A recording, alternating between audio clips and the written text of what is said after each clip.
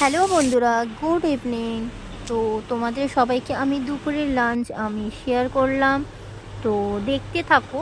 আমি কটা কাতলা মাছ নুন হলুদ দিয়ে মাখিয়ে ফেলেছি, আলু কেটেছি, আর সজনে ডাঁটা দিয়ে বড়ি দিয়ে ঝোল করব। আর আমার একটু ফুলকপিও বেঁচে ছিল, তো আমি বললাম রেখে দিলে সেটা খারাপ হয়ে যাবে, তার জন্য আমি ওটাও দেবো। তো বড়ি ভাজা হয়ে গেছে, আলু ভাজা হয়ে গেছে, মাছ ভাজা হয়ে গেছে, আদা রসুন বাটা রয়েছে।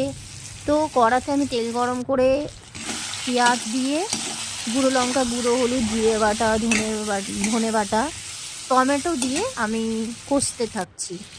তো ওইটা আমার একটু কষা কষা হলে, তেল ছাড়লে তার মধ্যে আমি সজনে ডাঁটা দিয়ে আবার ওটাকে কষিয়ে একটু জল দিয়ে কষিয়ে নিলাম। দেখো, তো তেল ওপরে ভেসে উঠেছে, তার মানে আমার মশলা খুব ভালোভাবে কষা হয়ে গেছে।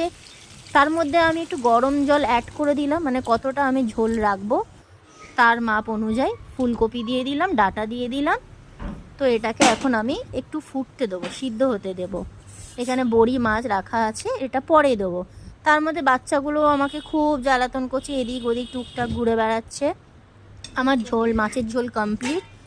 ডাঁটা, আলু, বড়ি, ফুলকপি দিয়ে। ফুলকপিটা দেওয়ার ইচ্ছে ছিল না, তাও ছিল বলে দিয়ে দিলাম। সজনে ডাঁটা খুব খেতে আমার ভালো লাগে, আর কাতলা মাছ খুব টেস্টি ছিল।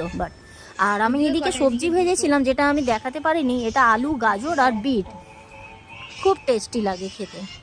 তো টাটা।